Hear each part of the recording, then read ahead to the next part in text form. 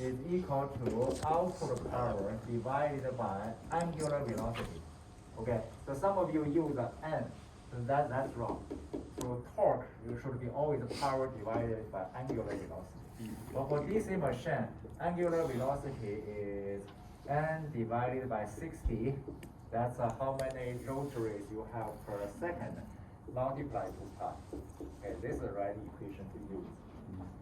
Therefore, the torque should be 356.3 Newton meter. Okay, this is the first part. Second part, rated current. So motor, okay, this is a machine. Your motor has resistance, RA. Your motor has a back EMF, EA. Your motor has power supply. Okay, this is an external power supply. Here we give whatever power supply, 440 or any other voltage. Okay, that's a wave power supply. So now when you give this current a voltage, there will be current flowing through the motor. Okay, so your output power is equal to this EA, whatever this back EMF received, multiply the IA. Okay. All right. So this is a power. But here we didn't ask this output power. What we ask is only this current. Okay. How much current flowing through the motor. Okay.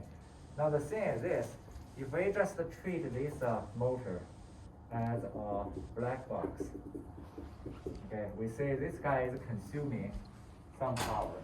Okay. So you are giving. It's outputting 100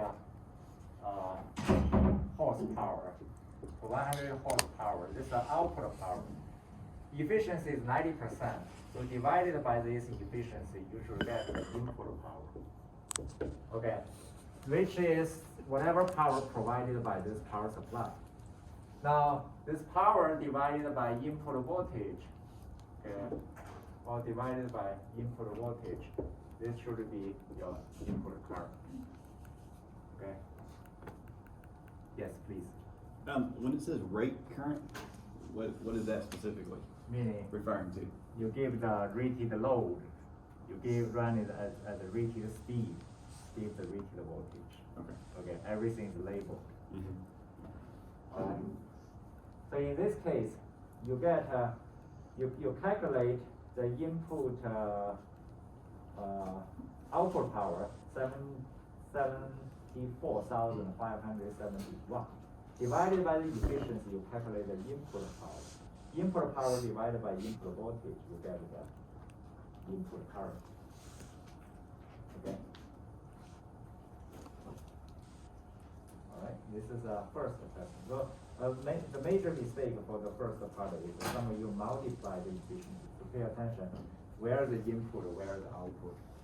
Okay, you are outputting 100 horsepower, but your efficiency is only 90%, which means your input should provide more power. Okay, so more power, which is 82,000 each power, divided by this input voltage will give you the current. Okay. So you can always come back to the equivalent circuit to see where the input, where the output. Okay. Now you are outputting the mechanical power 100 horsepower. So your electrical power as the input should be higher than 100 horsepower. Okay? So this is the first question.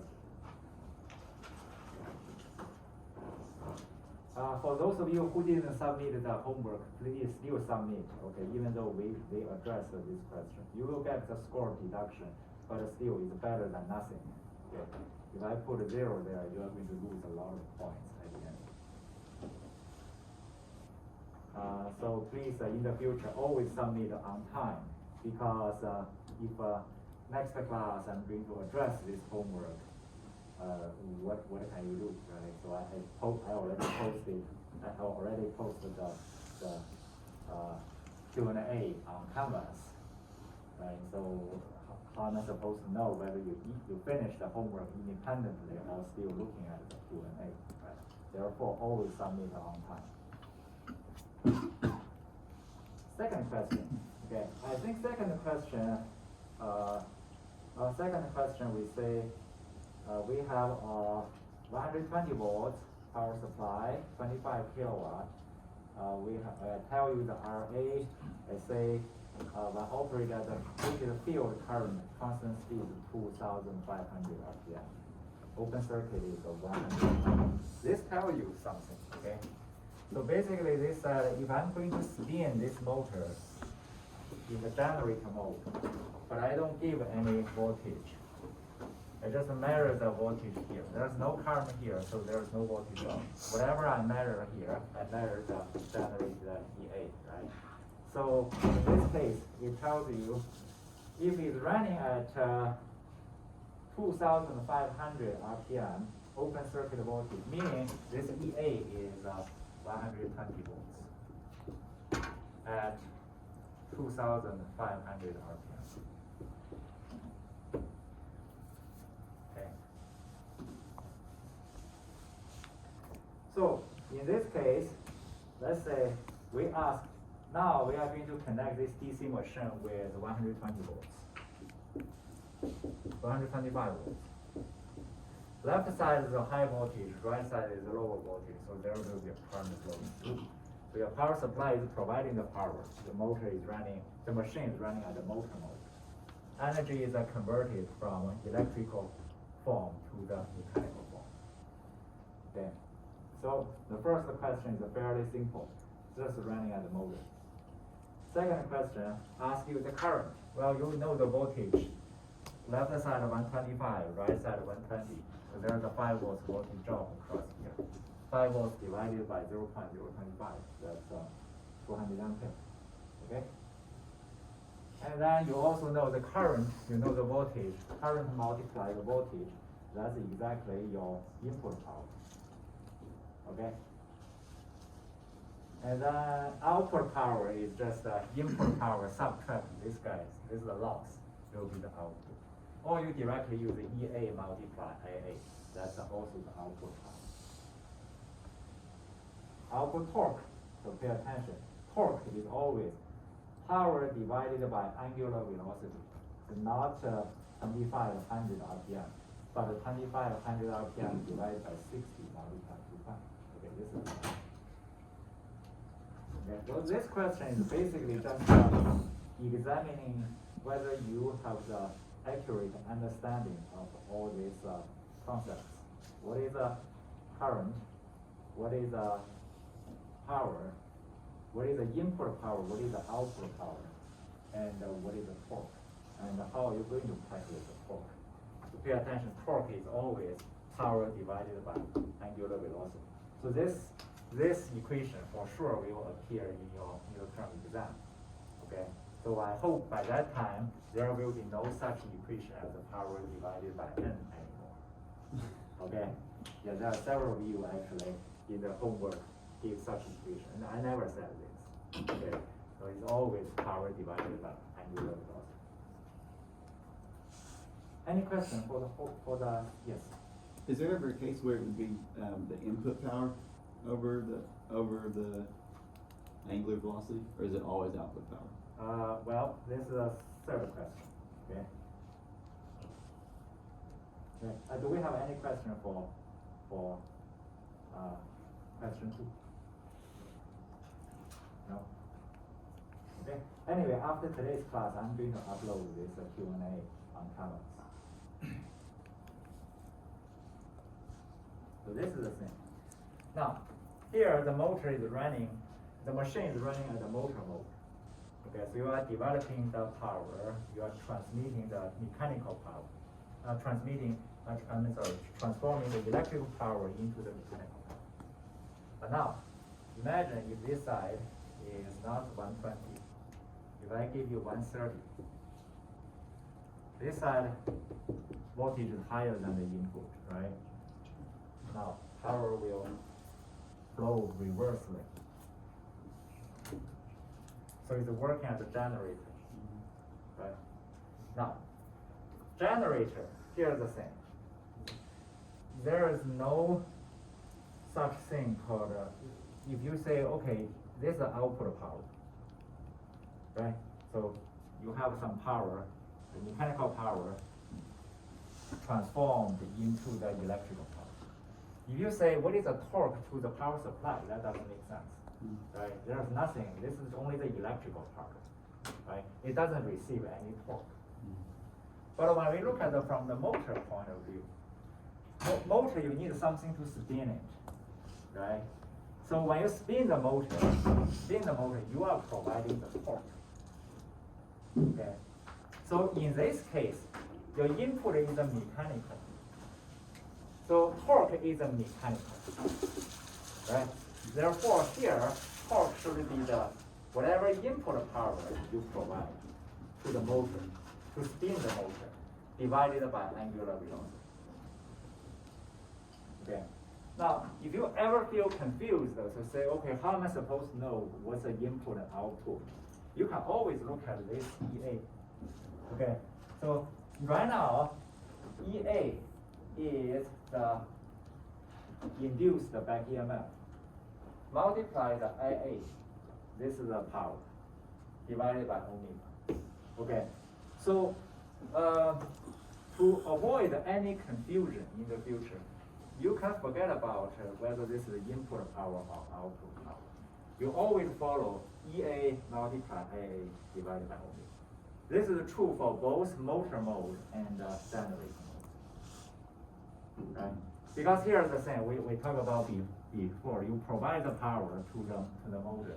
This is the motor receive, how much power it receives to really generate output as a mechanical energy, right? Or mechanical power. So at that time we use the EA multiply IA. Now, when it's working as a generator, still we use whatever voltage you induce in the motor, multiply armature current divided by angular velocity. Okay. So in the future, if you encounter the machine, especially the DC machine question, you can forget about this P divided by omega. Directly use the induced voltage multiplied IA, armature current divided by angular velocity. This will give you the right answer, torque. Okay. And sometimes we might feel puzzled or confused when power can flow bidirectionally, right? So sometimes it's working as a generator, sometimes it's working as a motor. What on earth is this torque? Or what on earth is this power? Okay, you forget about this power. You just directly use EA multiply IA. Okay, because this is another thing. Sometimes we need to pay attention to this RA. Okay, this guy represents the loss. Okay, this loss is a gap between the external power supply's power and the true power. Okay, sometimes when power is flowing backwards, your true power, meaning the motor's mechanical power, is higher than external power supply's power. Because if current is flowing backwards, this power plus the loss is equal to whatever mechanical power that the motor receives. But if somehow the power is flowing in the other direction, meaning the machine is running at the motor mode, then power supply will provide a higher power than the real power motor receives. Because in the middle, there is a loss on the winding. Okay? So when you calculate the torque, to avoid any confusion, my recommendation is to directly use this equation. Okay? Now, let's say this question. We have 120 volts, 6 kilowatt, 1200 RPM motor. So when you look at these parameters, you should immediately recognize this motor has a rated power, output power as a 6 kilowatt. And again, this is the output power. 120 volts is the rated voltage.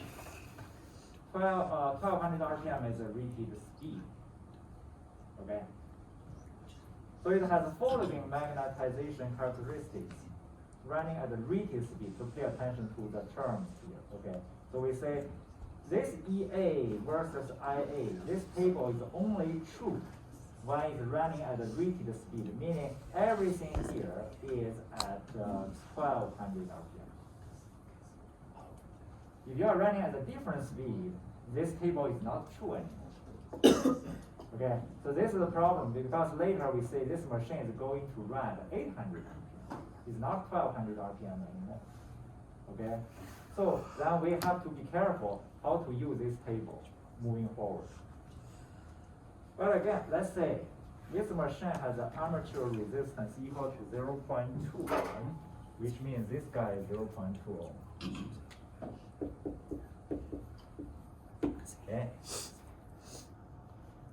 And the field winding resistance is RF. Here, I place this RF really for nothing.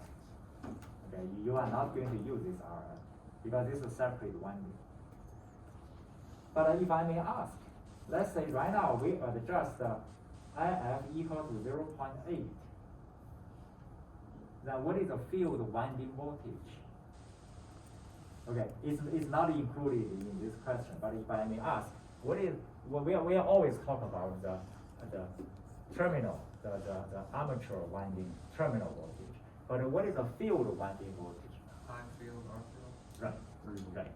It is a field current multiplied field winding resistance. So it's 80 volts. Okay? Oh, Right.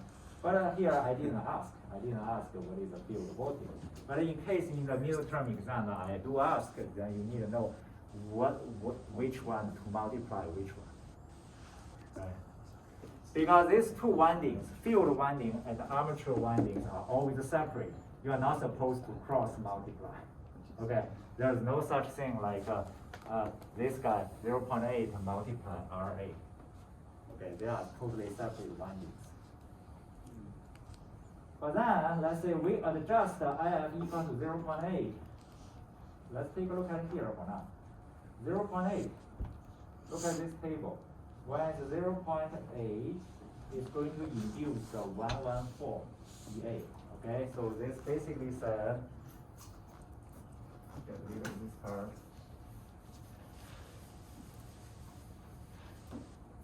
My induced EA is 114 at IF equal to 0.8. This is a lookup table. Okay, so it's a lookup table. Anyway, in the future we always use 0.8, so I can just say right now it's at 0.8, IF equal to 0.8. But again, this is at a speed equal to 1200 RPM.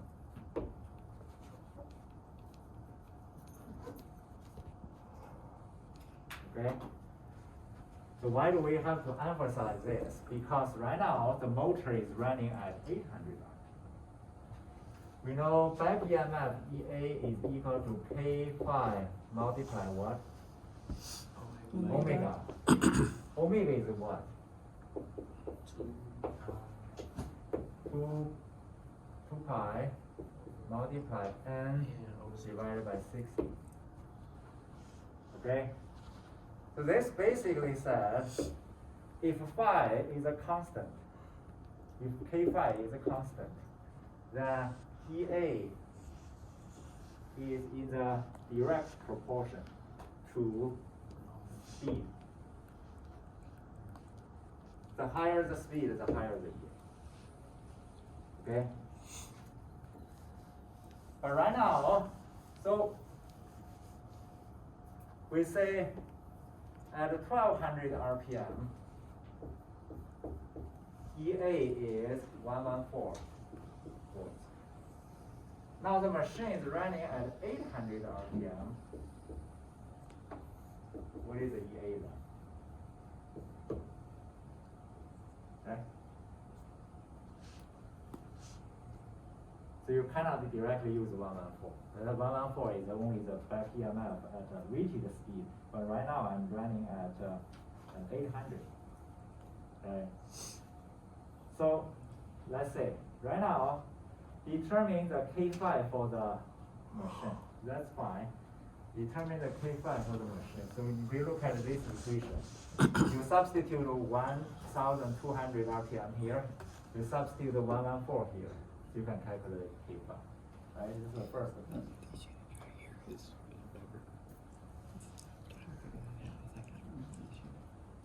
Any questions? No. Second question, right now, your machine, so determine the EA and IA at 800 RPM. So right now, well, you use this equation, right, to calculate it's 76 volts. Okay.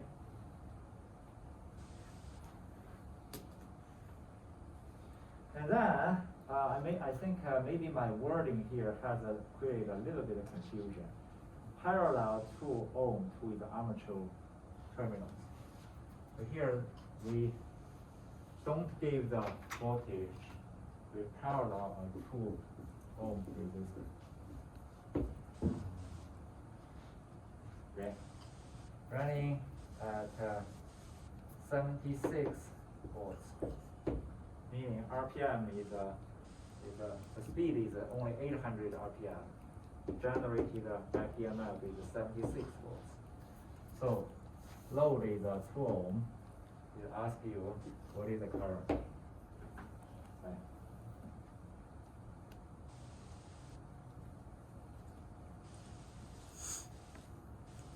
So now current should be, what you can do is 76 divided by 2.2. That's the current. Okay, so IA is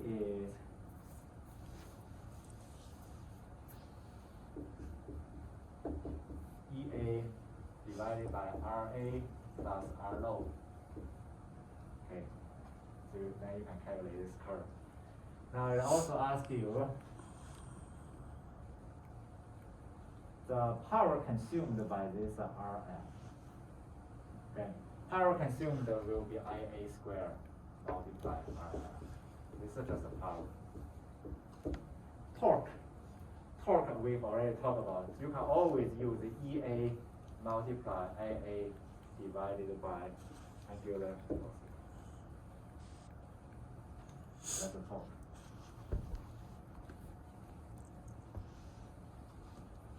Okay? Any questions?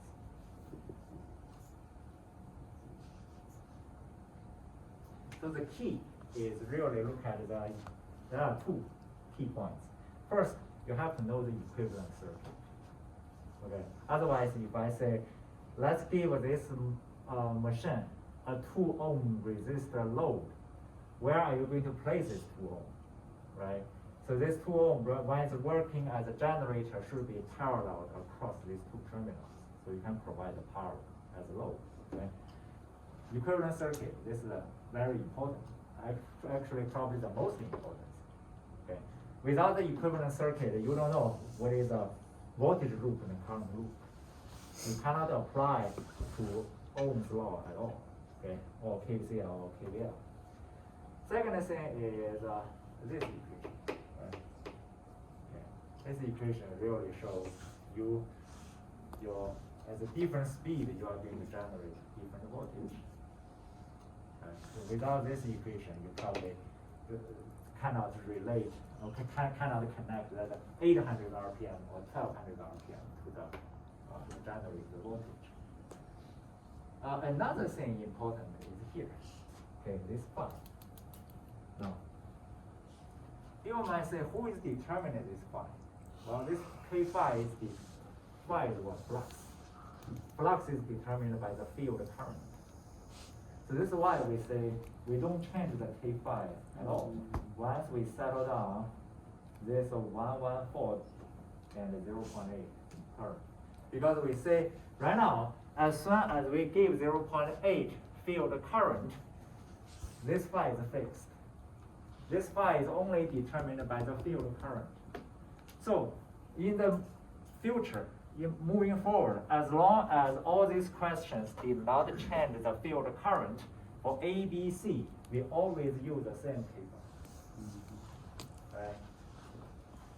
If I say, okay, right now we are going to on C, we are going to adjust the field current to 1 ampere, and things will be changed. When it's going to 1 ampere, you have different EA, so you have to recalculate the K5. Right? So pay attention, this K5, this is determined by IF. Okay. Even though these two windings are separate, they do have some correlations. Okay. The field winding will determine the phi. Once field winding current is fixed, K5 will be fixed. Then the rest part will be determined by the speed.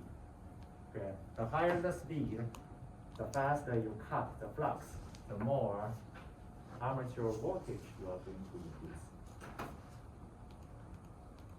Okay? Yes? K will always be given, I guess, as 746 unless you specify. 746. Well, not for this problem, but like earlier problems, like I used K as 746. Which part? Well, it's problem 1, I think. Maybe the first question. Oh, I use the 740. Yeah, that's fine. Right? Okay. I give a horsepower here, right? So you have to translate it into the kilowatt. But later on, these are all kilowatts. Yeah, so this thing, in the midterm exam, you probably do want to write down what is the difference, right? What is 1 horsepower equal to? Okay, you forget the horsepower, right? So later on, when you use a kilowatt, then it might create an issue. You said we're gonna have a formula sheet? Yes, yes. You do it by yourself. Okay. Okay. Any other questions? All right. Let's talk about the midterm exam. The midterm exam will be in this room. Okay. Thursday class. Okay. I'm not sure if you guys can arrive at the class a little bit early, let's say 5 minutes early. Okay. If so, please do arrive early. So if you all arrive early, we can start early. Then you have more time to finish. Okay. So you prepare. You can use your calculator. Bring your own calculator. Okay. Bring 1 page. Okay. Equations you want, whatever you want to write. Okay. Some of you might forget the reluctance is equal to L over mu 0 mu r divided by area. Okay. So you want to write this equation. Some of you might forget mu 0 is equal to 4 pi multiply 10 to the power of -7. So you want to write this equation. Okay. So I don't. You can write the equations on both sides. Okay. I don't mind as many as you want. If your phones are small enough, you can accommodate as many equations as you want. Okay. So I think based on my present outline for the midterm exam, I will give you 6 questions. It sounds a lot for 75 minutes, but really for the first 3 questions, I hope you can finish within 10 minutes. Okay, which means you can spend 20 minutes for the last questions, last 3 questions per question. Okay, last 3 per question. So 6 questions. Let's say what are these 6 questions really look like. Okay, the first 3 are really just examining the basic concepts. For example, first one, Q1, I give you a buck converter. I tell you the input voltage, this is just the example, 100 volts. Output voltage is 80 volts. Inductance is 1 millihenry, switching frequency is 20 kilohertz. I ask you, so based on this, I ask you to calculate daily cycle and ripple, current ripple. Are you able to do it?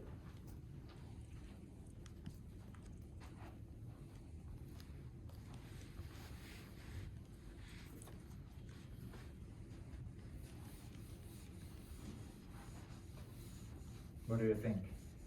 Any questions?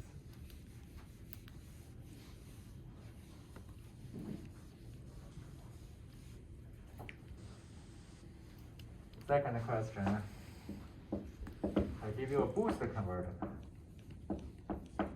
Same they're saying, input is equal to 100, output equal to, that's some example, 300. Inductance, 1 milli, switching frequency, 20 kilohertz. And again, are you able to calculate duty cycle and current ripple?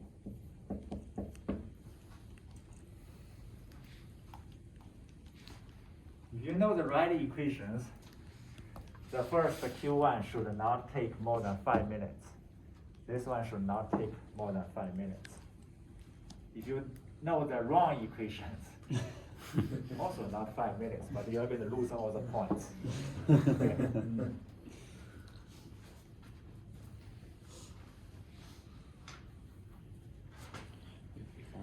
Going to finish the Q3, then let's pause a little bit. So Q3, I give you, let's say 110 volts AC at a grade voltage.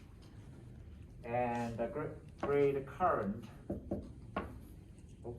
grade current is 20 ampere, also AC, 20 ampere. Okay. So all the current is the voltage or AC. And I say grade voltage is falling behind the current.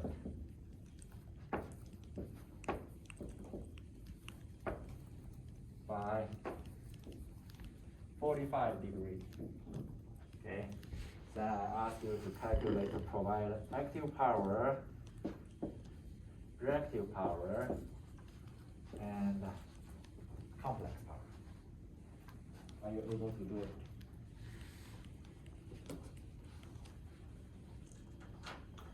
Can you talk about the significance of the voltage falling behind the current? Is that the voltage falling behind the current means you have power factor, you have a inductive or capacitive reactive power.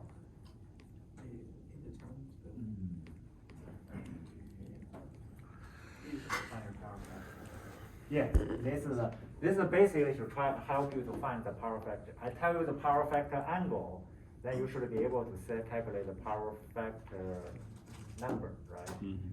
Which is really is what? Cosine phi. Mm-hmm. Yep. Phi, right? So it's cosine is 45, which is what? 2 square. Think of this, right? Yeah. But then, here's the thing. Complex power is equal to P plus JQ, right? Which is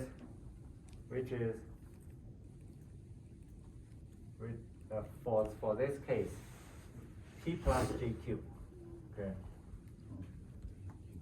And furthermore, if we look at P is equal to the apparent power, which is the absolute value of the complex power, multiply cosine phi, right? Q, reactive power is, okay, sine. Okay. Now what's this? What's this apparent power? VI, yes. So in this case, it's VG multiply AG. Okay, pay attention, there is no square root 2 ahead. These are all RMS value. Here's the RMS value, here's the RMS value. Here should use the RMS value, VG AG. Okay, yes. So if it says peak, that would not be RMS? I said absolute value. I didn't say peak value. Well, no, I was saying if it did say peak, would that be RMS? I mean, would that not be Oh, RMS? if I say the grade voltage is 110, that's always RMS value. Okay. Okay, so this is not, there is no square root 2 ahead. You Okay. shouldn't multiply or divide the square root 2. Okay, Alright. so cosine phi. Here the same thing, VG, IG, sine. Okay, now you substitute the 110 in, you substitute 20 volt ampere in, you get a cosine phi, so you can calculate P and Q. The thing is this, voltage is falling behind the current. So right now, this, you can calculate the inductor, you can calculate the reactive power in this way, but you have to mention it is a capacitive reactive power. Particularly, if it's a capacitive reactive power, here,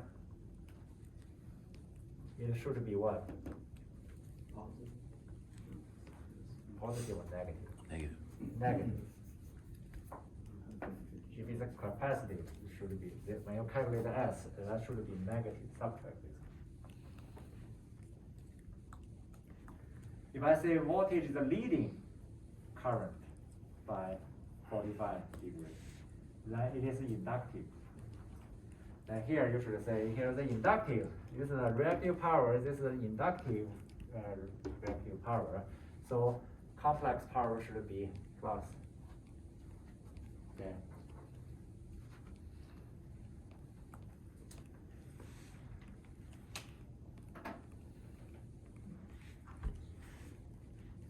Are we clear here? Yes. Do we give Q as just an absolute value, or do we give it as positive or negative? It's up to you. Okay. So you could always give it a positive value, but then give you say you label it here as a capacity. Gotcha. If you don't label it, okay, usually if you don't label it, people automatically assume this is inductive. If it's a positive, it's inductive. If it's a negative, capacity. And then for S, that's where we have to put the sign to Right. specify. Right. Right.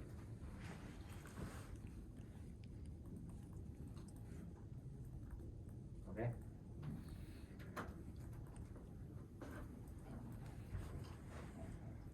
Another way, what you can do is this: if you feel this is the right way you want to follow, these equations are always true. What you can do is here use a cosine phi u phi, right? So phi is equal to what? It's equal to phi. Let's say u minus pi I. The same thing, sine phi should be sine by u voltage angle subtract the current angle. But right now voltage is falling behind the current. Okay, so this is a negative value. Therefore, it's negative square root 2 over 2. When you substitute this sine phi in, you are going to calculate a negative value. Okay, so plus and negative will be subtract the positive. This is probably the best way to avoid any confusion. Okay, so this is phi. It's always a voltage angle subtract the current angle. If voltage is leading, this guy is a positive. If voltage is falling behind, this guy is negative. Okay, cosine phi doesn't care. Cosine phi is an even function. Okay, doesn't matter input is a positive or negative, it's always giving you the positive.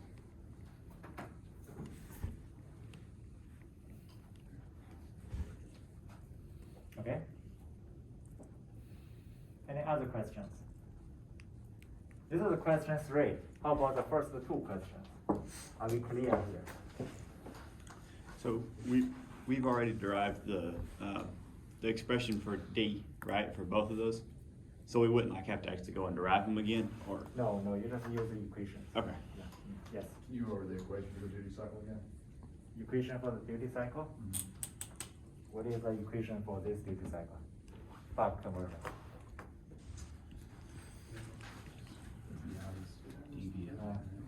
Yeah, if you forget about this, you should write this equation in your on your equation sheet, right? So VI over VO equals 1 over D. So I think the buck converter was VI is equal to D times VN. Yes. So Yeah. this is your Yeah. equation, right? Yeah. How about But- this? How about boost converter?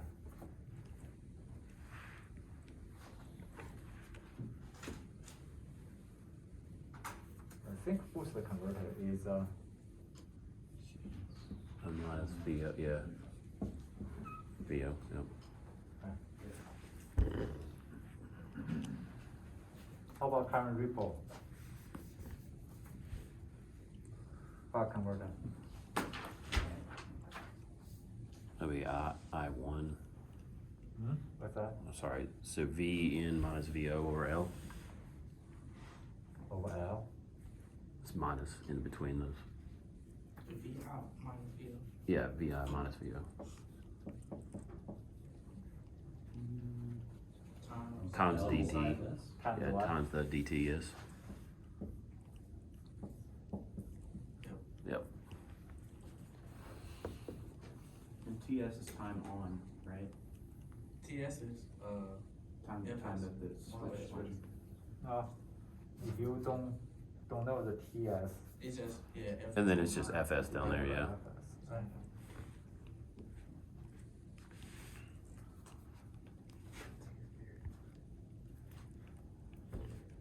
Torch switching period. Yeah, this is the right equation. Yeah. How about this?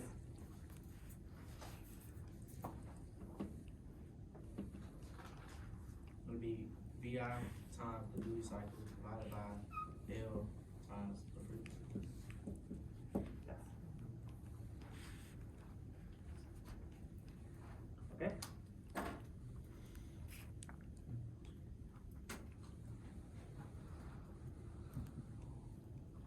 All right.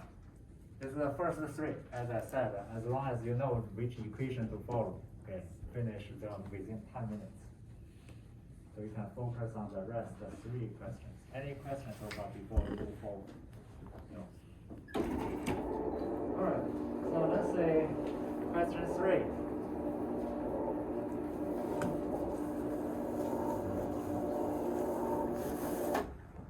Give you one example.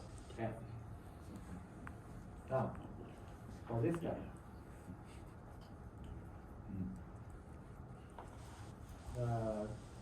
you have 2 windings. They are in series connection. And permeability of the ferrite is 1200. All the dimensions are in centimeter. Okay, I will label it here in centimeter.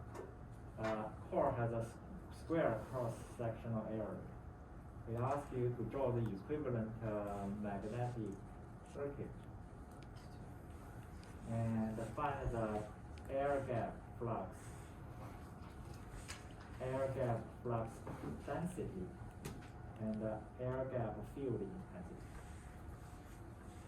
So this is basically trying to find if you still remember this equivalent magnetic circuit. If I give you such a circuit, can you draw? Can you find the MMF? Find the reluctance, and then eventually find the flux.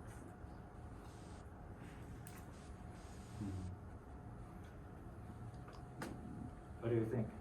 Anybody want to give a try? We don't have to give the right answer or right numbers, but the main idea is more important.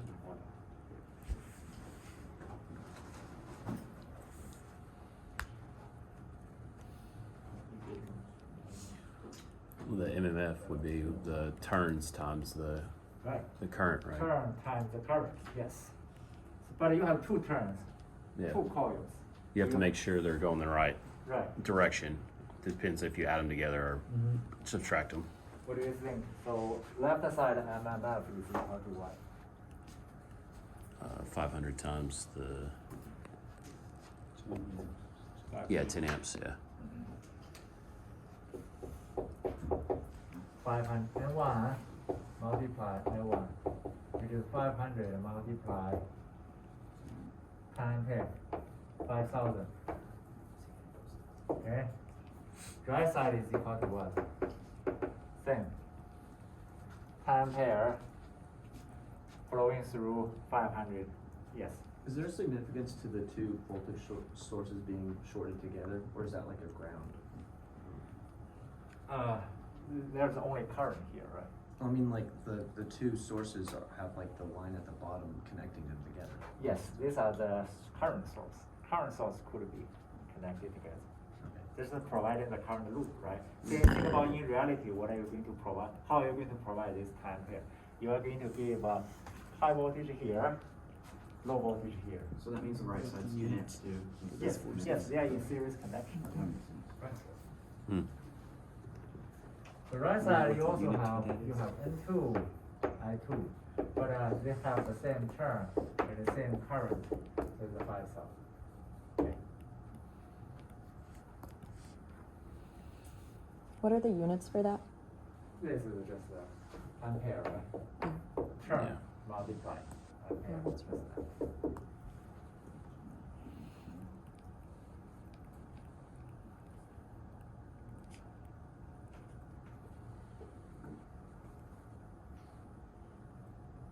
Okay. How shall we move forward? What is the now you find the MMF, the excitation. How about the reluctance?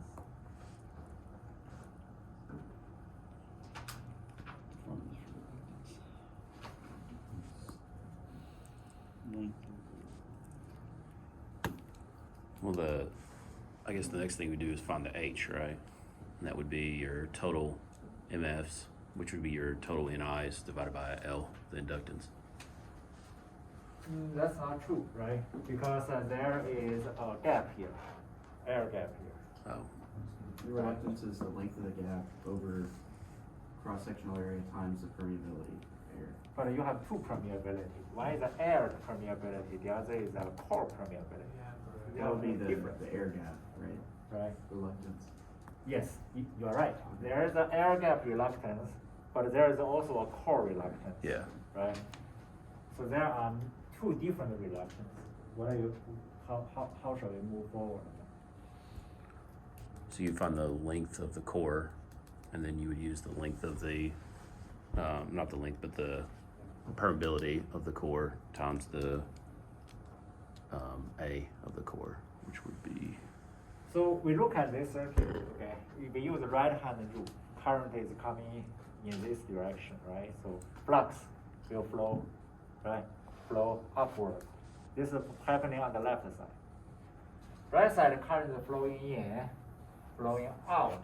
So also use the right-hand rule.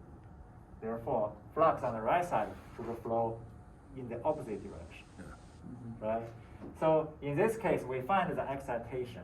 Right side you have one MMF, the other side you have another MMF. They contribute the flux, and these two flux meet in the middle, go through the air gap, then come back, right? So in this case, you can divide this circuit into two parts. Left side you have N1, I1. It provides a flux. Flux is going this direction, clockwise. The other side, right side, you have N2, I2. Flux is flowing in the opposite direction. Now you pretty much lay out these two voltage source. You use the voltage source to emulate the MMF.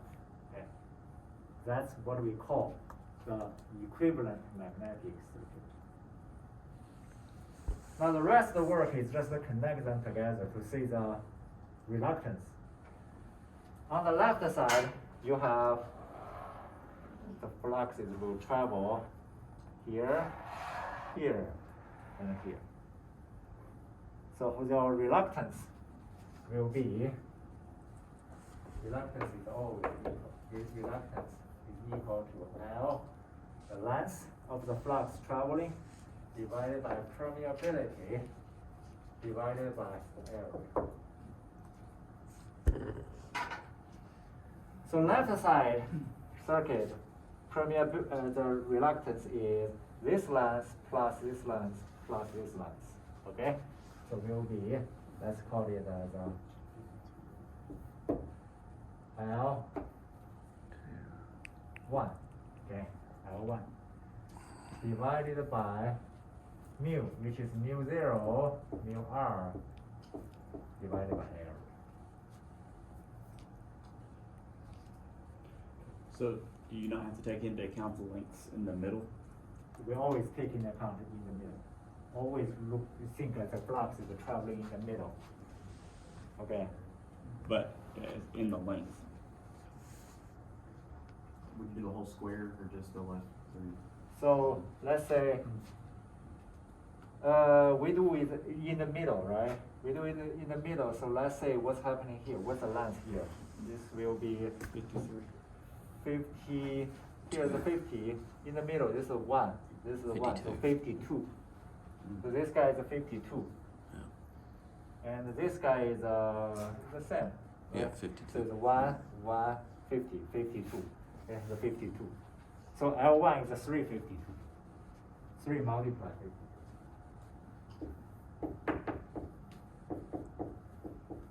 Centimeter.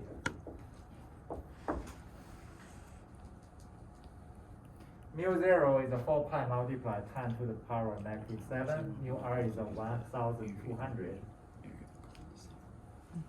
Area is what? 52 by 52. Area. That's this guy. Oh. Yeah, 2 multiplied 2. This is square. Yeah, 4. Area. Area is 4 centimeters square. So for L1, why do we not include the length of the core that's in the middle? Length of the core in the middle. Which part? In the center? Between Oh, B and we E. haven't talked about this part yet. Not the air gap, just I'm only talking about this part. It'll be like a separate. Okay, why I didn't talk about this part yet? it's in Because parallel. because in the middle, Yeah, the both. flux flowing through is not only determined by the left.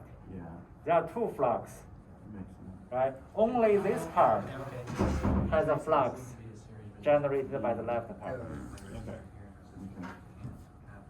So you have to think, okay, what is the excitation? What is the result? What is the yield? Okay, so you have a flux flowing, okay? So this left part is a flux going through the left coil.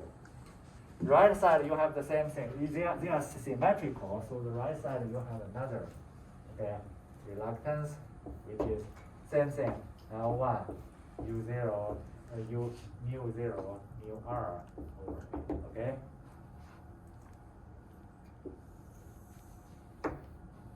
The question is, what is in the middle?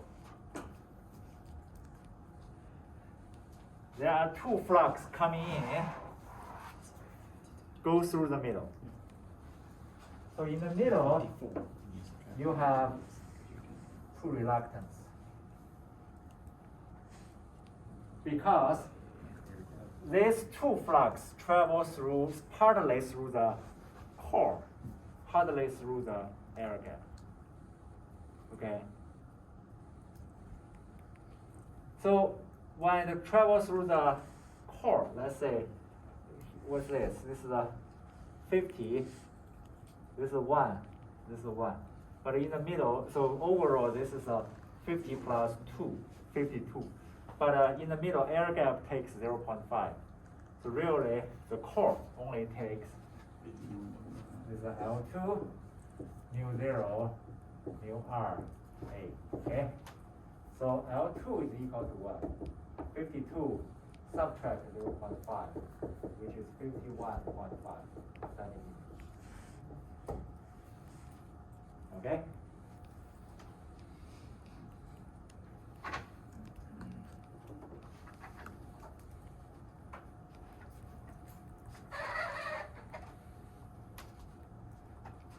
Now what is the air gap reluctance? Would be the air gap length over mu L. sub 0 Right, A. right. There is no mu r anymore because the air gap mu r is equal to 1. So L3 is just 0.5.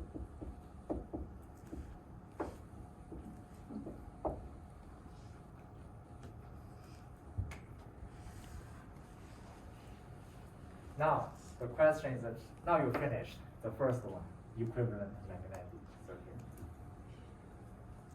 The rest of the work is what? You have voltage source, you have resistance. Are you able to calculate the current flowing in the middle? Okay. Pay attention, this current is what? Once you calculate this current is phi. This current is an air gap flux. So, whatever you calculated there based on KCL and KVL,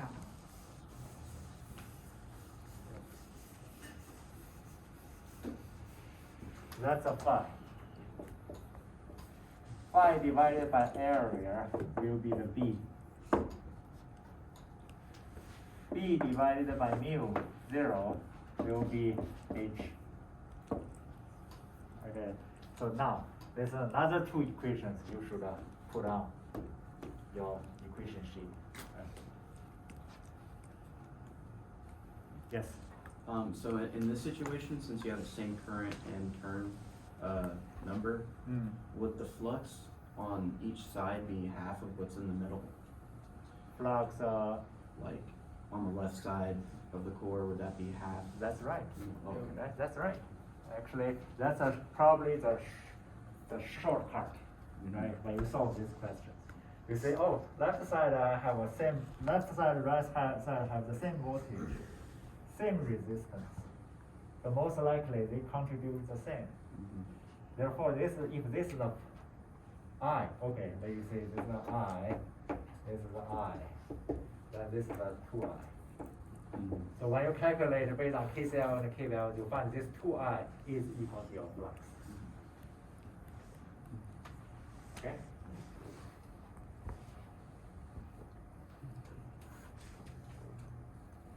All right. So I can guarantee you the midterm exam question will be no more difficult than this one. Okay? If you can solve this one by yourself, you have no problem to solve. So, No surprises. that's the goal. Any questions? Okay.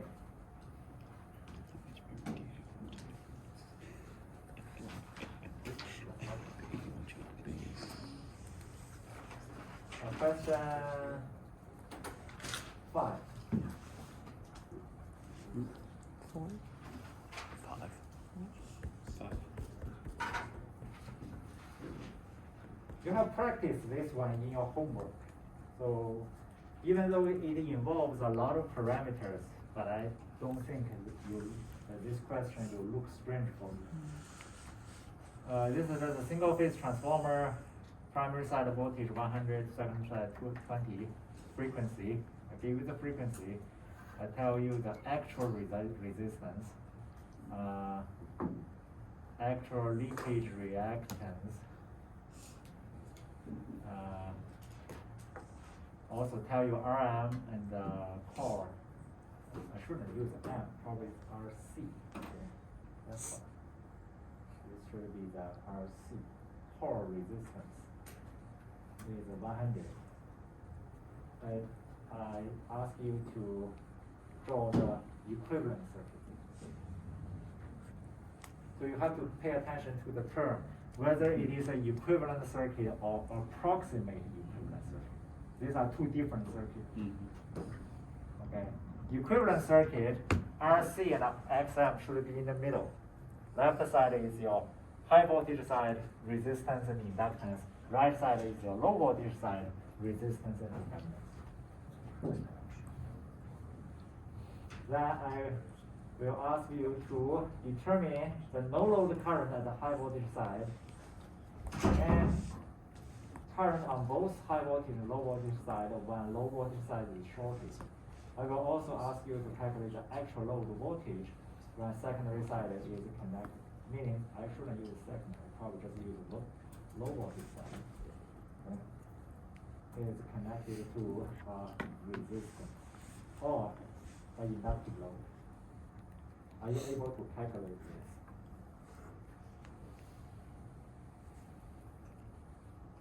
So the no load current at the high voltage side, would that be the current that is passing through RC? Right. Okay. Not only RC. RC and XM. RC and the XM, right? So that's up to your equivalent circuit. So back to this question.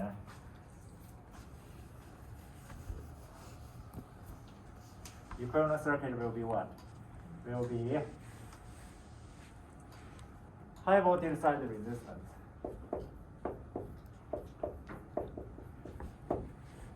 High voltage side leakage reactance, which is J. Don't forget about J. Okay. X each way.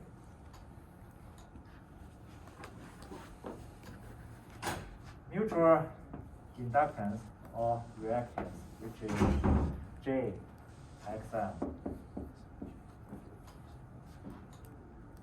Parallel with RC. So this is the equivalent circuit. Approximate equivalent circuit, you have to move this part ahead. Okay. Then you have RL, low voltage side resistance, but prime, reflected to the high voltage side. Okay? And J, X, L, A. If you have a load, parallel a load with it, and here is the prime, reflected to the high voltage side. Here is your equivalent, the question one. Equivalent circuit reflected to the high voltage side. Now if I may ask for this question, what is this RLV prime?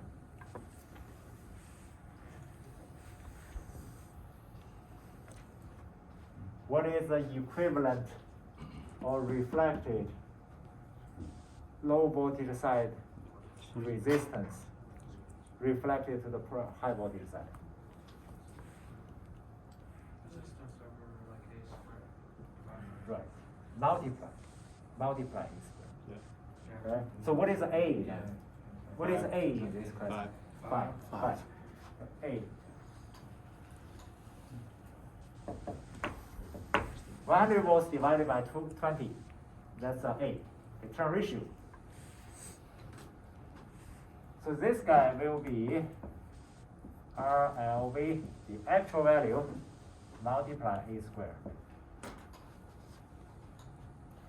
This guy will be the actual value, which is 0.02, multiply A squared. This guy will be the actual value, 10 volts, 10 plus 5J, multiply A squared.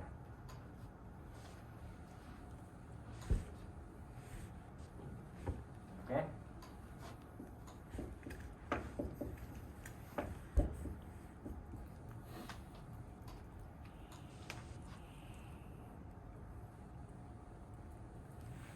This is first the equivalent circuit. Determine no load current at the high voltage side. No load, you just take the load out, right? Open circuit. You give a voltage, what is the current?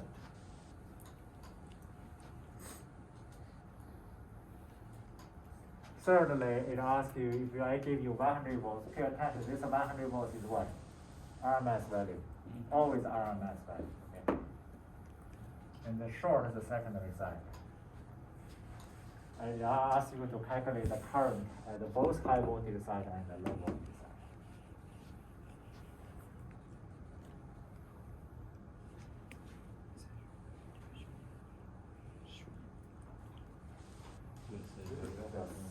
circuit one, Oh. right? Yes. For the no load, do you short the load or open it? No load means no, Open. no load is open. Open, okay, So you only worry about that, the high side, correct? right, right. So low voltage side has no current. There's no load.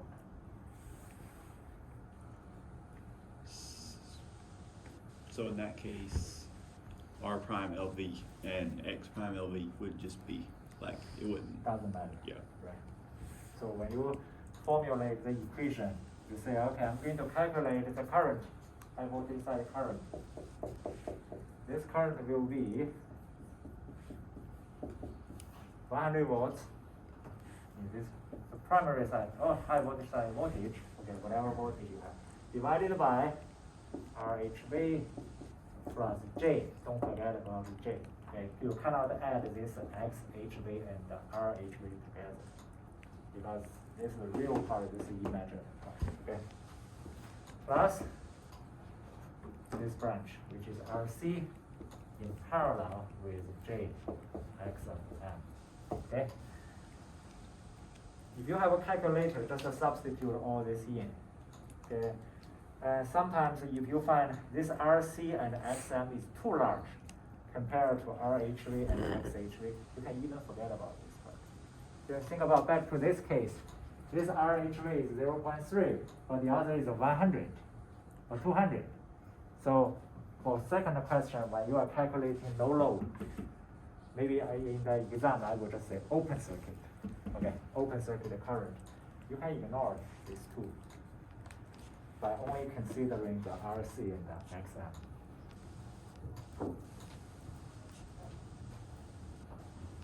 Okay? Any other questions?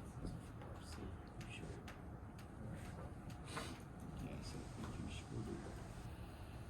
shorted it, then you could, yeah, if you shorted, the circuit in part C, Yes. could you, assume that you could just get rid of the XM and RC? Yes, for this question, yes. Right? Because this is too large compared to the other side. If it's too large, when you parallel a small resistor with a large resistor, you can ignore this large resistor. Right? Because when current is going here, it chose two paths, but it finds that the other path is much easier, has a very low resistance. So current will go through the low resistance path. Therefore, for C, you can ignore this part. Take RC and XM out. So current will be this voltage divided by these four impedance added together.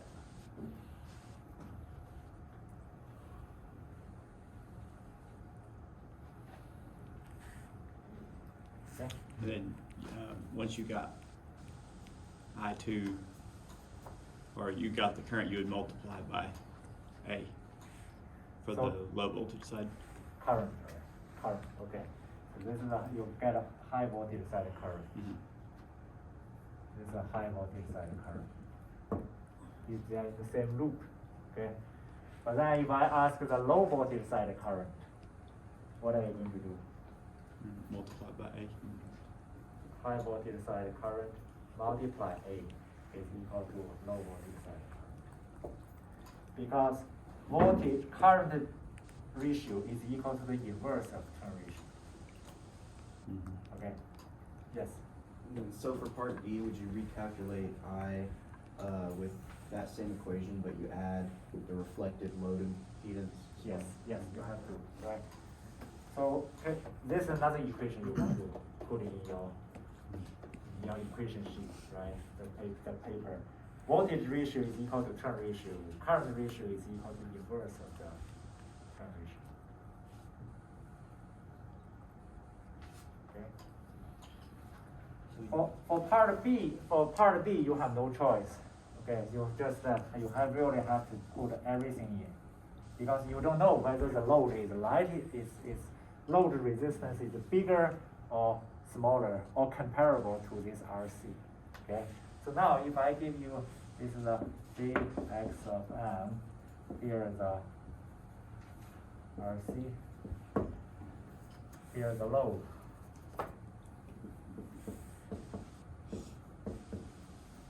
ZL prime. Okay. So in this case, ZL is 10 plus 5J. Now if I multiply A squared, that's a pretty large resistance, right? So think about this case. In this case, ZL prime is equal to ZL multiply A squared. So pay attention, impedance. When you do impedance reflection, you should always multiply A squared. A here is 25, so this guy will be 250 plus 125 J. Now when you parallel them together, you find this is 250, this is 100. They are all at the 100 level, so you cannot ignore this part anymore. You really have to parallel all of them together.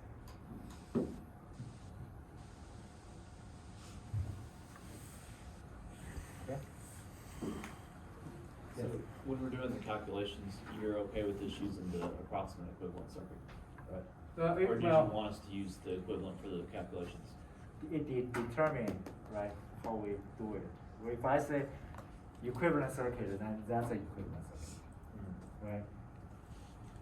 For this case, I think even if you use approximate equivalent circuit, you will generate similar result.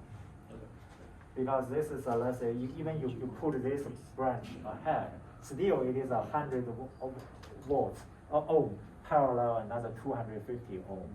So you still have to do impedance parallel, right? Yeah, so if you calculated this, I doubt using the approximate circuit will facilitate your calculation. So, in this case, with XM and RC in there, with XM and RC, right? If you paralleled those together, Right. and you just had one impedance, then you could do KVL on the two loops in order to get that current. Well, It make it a little bit harder. the rest is really just your calculator's work, right? It says it's a RC parallel with this guy and parallel with another guy. So how do you do three impedance parallel? One over. You'd have to put it in series first. If you're trying to find, you're trying to find the voltage. Yeah, if you're trying to find the voltage, wouldn't you just find the voltage Find which voltage? What voltage? across the load? That's what it said, the actual load voltage. Oh yeah, cross the load voltage, right? So cross the load voltage, if you don't know that, you can just say this is called a V load, okay, VL. If I were you, I will use KCL. So I don't know this voltage, I just call it V. Okay? So in this case, I have input voltage subtract V divided by this impedance. That's the current. Equal to this guy divided by -0. So what we can do is we can have some, probably run out of time because I still have another question. Okay, coming. This is another question. But this question, the good thing is very close to your homework. Okay.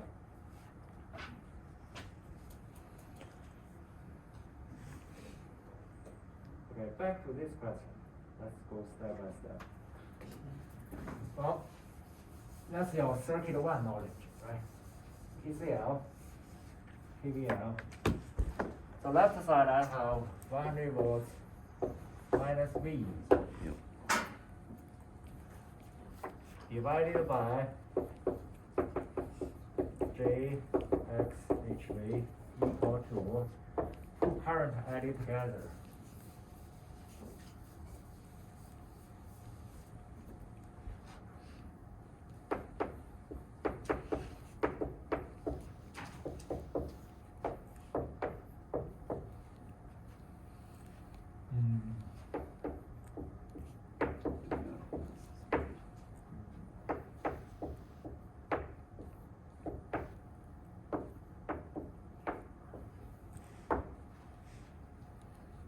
first equation. Right. Current coming, because now I say current coming in is equal to 2 current coming out. Okay.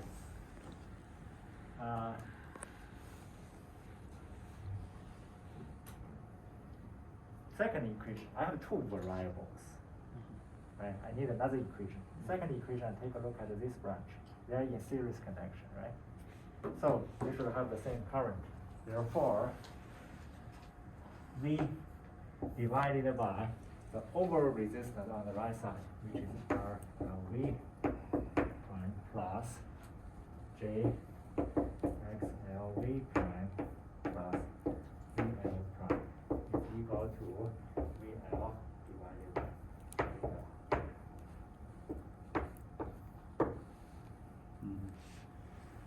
These 3 components are in the same loop. They should share the same current.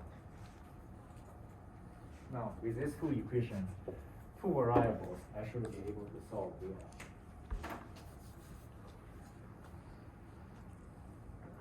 Okay?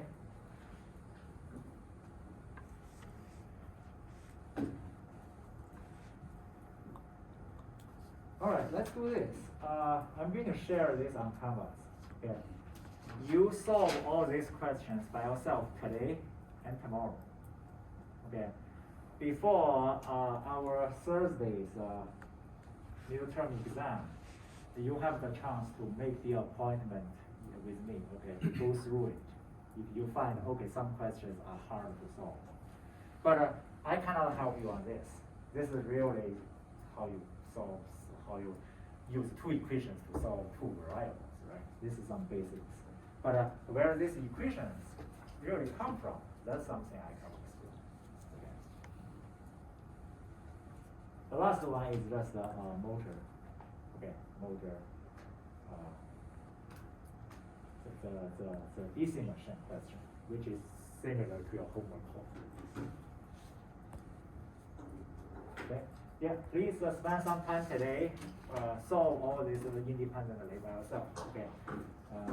Then we'll see. We can go from there. And I can guarantee you the midterm exam will not be this will be your upper limit. Okay. Will be not more difficult than this one.